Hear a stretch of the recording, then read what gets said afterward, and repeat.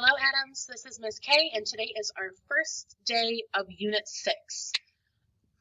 This unit focuses on a fiction story called The House on Mango Street, and it's going to be broken up into these smaller chapters that are called vignettes. So instead of Chapter 1, they're going to be called Vignette 1, Vignette 2. So you'll hear that word a lot. Let's start with our vocab. We've got crumbling, which is an adjective, and that means slowly falling apart, usually breaking into small pieces. Elm is a noun, and that is a type of tree, and they're usually a big kind of tree. Flat is a noun, and it's not talking about the adjective flat, we're talking about the noun flat, which is a type of apartment. Temporary is an adjective, not lasting long, not permanent. Washroom is a noun, and that is a room with washing and toilet facilities, so that's another word for bathroom. Annotate is a verb, and that means to add notes to a text or drawing to explain it. A deduction is a noun, and that's a conclusion arrived at from the evidence, so kind of like an inference. Emphasis is a noun, added stress or force to something written.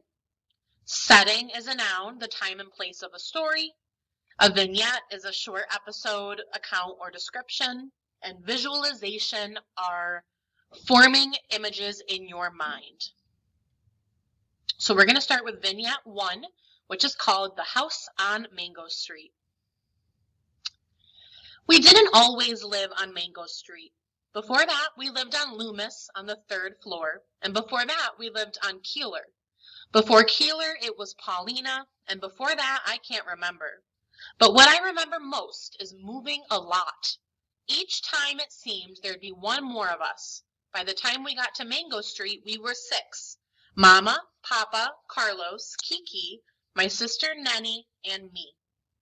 The house on Mango Street is ours. We don't have to pay rent to anybody, or share the yard with the people downstairs, or be careful not to make too much noise. And there isn't a landlord banging on the ceiling with a broom. But even so, it's not the house we thought we'd get. We had to leave that flat on Loomis really quick. The water pipes broke, and the landlord wouldn't fix them because the house was too old. We had to leave fast. We were using the washroom next door and carrying water over in empty milk gallons. That's why Mama and Papa looked for a house, and that's why we moved into the house on Mango Street, far away on the other side of town. They always told us that one day we would move into a house, a real house that would be ours for always so we wouldn't have to move each year. And our house would have running water and pipes that worked. And inside it would have real stairs, not hallway stairs, but stairs inside like the houses on TV. And we'd have a basement and at least 3 washrooms, so when we took a bath, we wouldn't have to tell everybody. Our house would be white with trees around it, a great big yard and grass growing without a fence. This was the house Papa talked about when he held a lottery ticket, and this was the house Mama dreamed up in the stories she told us before we went to bed. But the house on Mango Street is not the way they told it at all. It's small and red with tight steps in front and windows so small you'd think they were holding their breath. Bricks are crumbling in places, and the front door is so swollen you have to push hard to get in. There is no front yard, only 4 little elms the city planted by the curb. Out back is a small garage for the car we don't own yet, and a small yard that looks smaller between the 2 buildings on either side. There are stairs in our house, but they're ordinary hallway stairs, and the house only has 1 washroom. Everybody has to share a bedroom. Mama and Papa, Carlos and Kiki, me and Nenny.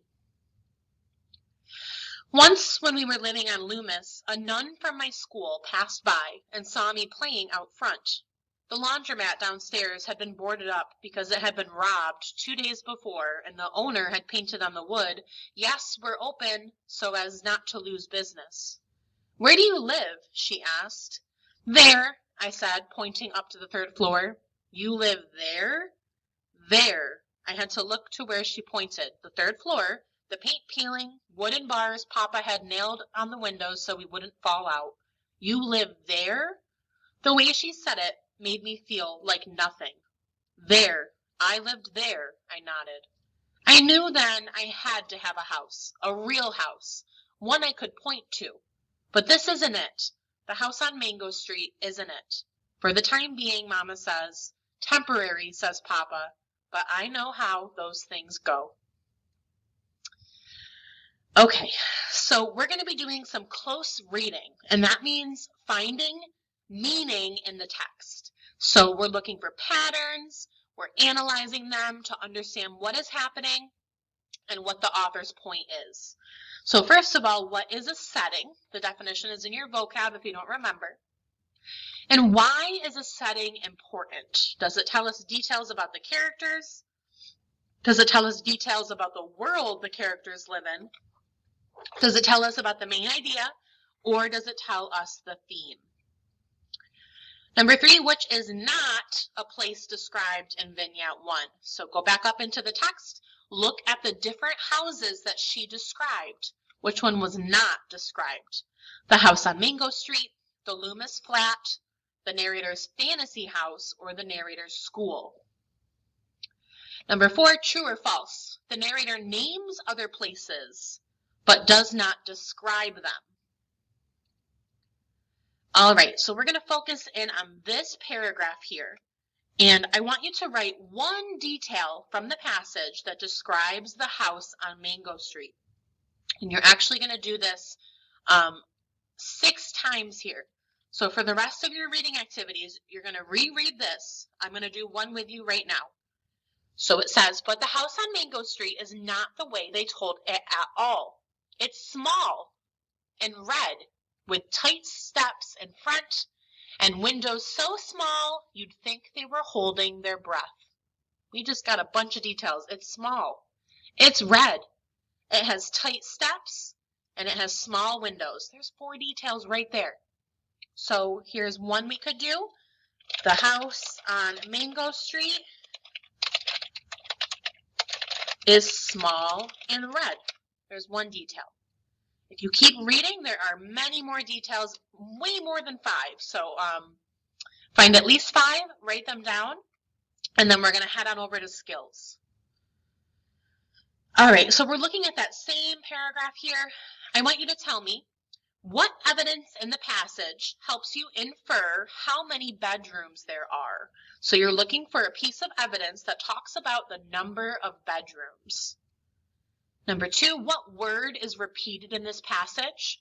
So look through this word, see if you find anything that gets repeated over and over and over. Number 3, why would the author use repetition? What does repetition do? When we see something over and over and over again, what does that do for the reader? All right, number 4, it says, get a piece of paper. Using the passage above, draw a picture of the house on Mango Street. Label the drawing with details from the text. Look at the picture below for how to label.